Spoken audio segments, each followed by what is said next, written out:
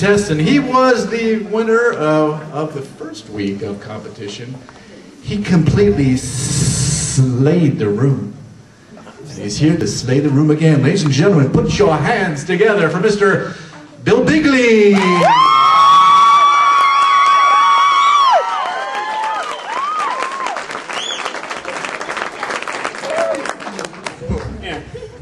Thank you all for coming out. Let's hear it again for Buck Wild.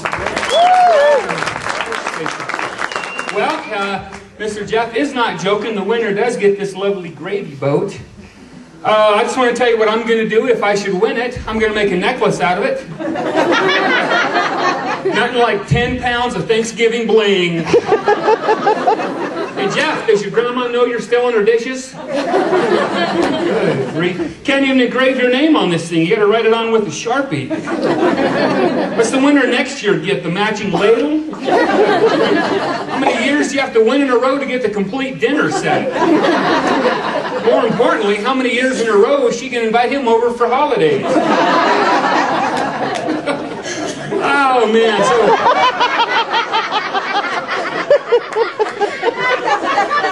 I remember those last count as mine. Oh, man. So a couple weeks ago, my son comes up and says, Dad, I want to play the guitar. I'm like, okay. So I go out and buy him a guitar. I don't spend a lot. I buy him a $100 guitar. I figure if he's not going to play, I only wasted the money of a movie ticket anyway. So. I got a new boss. New boss at work. My old one retired. The new boss comes in and he gets my folder and he says, Bill, I notice you're a bit of a practical joker. I'm going to have to straighten you out. I said, well, good luck on that, Chief. My wife has a 12-year head start on you and she ain't done it yet. Speaking of my wife came down for breakfast the other morning, said her jaw hurt real bad. I said, is that going to stop you from talking? She said, yeah. I said, then it's probably just an answer to prayer. Go with it.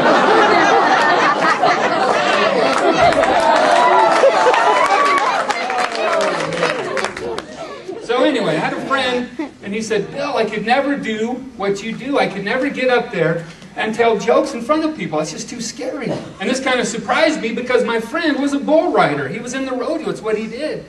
So I thought about it for a second, and I thought, why would he not be able to stand up and tell jokes? And then it hit me. We'll get this back in here. Because a bull will toss you, a bull may trample you, and a bull may even kill you. But at least the bull ain't gonna heckle you. You call yourself a cowboy? You stink! Get out of here! Go home! Hey, get out of here! You only gotta stay on 8 seconds. What was that? 3? 3.5? Oh man, I'm going back to my pen. Who the bull? Give me 2. Give me 2.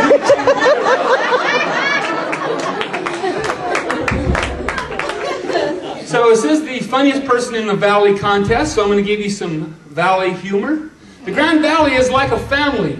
Grand Junction is the mother to us all. I'll tell you who the rest of the family is. Loma and Mac, that's like 2 crazy uncles that never got married and still live together. They have indoor plumbing but refuse to use it. Every vehicle they have has a gun rack, and it ain't empty. They're okay to live on their own for now, but one day they'll have to be committed. The other end of the valley is our Uncle Palisade. He's a huggable, squeezable, lovable kind of guy. You go to visit him, his house always smells like the Colorado River. That's our Uncle Palisade. Fruitvale. Fruitvale is that son who never moved out of his mom's basement. Never got a job, never got a driver's license. Sees no reason to. He uses the GVT, takes him wherever he wants to go. How about Redlands? Do we have any Redlands people in here? Oh, the Redlands. The Redlands is that aunt who married into money. She's related, but acts like she ain't. Fruta. Gotta love Fruta. How about Fruta? Chicks with trucks, huh? Gotta love Fruta. Fruta's the oldest son who moved away, but he's always striving for his mom's attention. How else do you explain a 3-day festival for a headless chicken? They gotta be proud of something. Then we have Clifton. Yes, sweet, sweet Clifton. We love Clifton. Clifton is our sister, and Clifton gets a bad rap. And let me tell you, that's not fair. Because there's a lot of good in Clifton. For instance, if you need a cop, there's always one close by. Because if they're not at your apartment, they're at the one next door. You tell people you live in Clifton, they assume you either sell drugs or do drugs. And I want you to know there's a lot of good people who live in Clifton. Just yesterday, I was talking to both of them, and they're tired of the bad rap.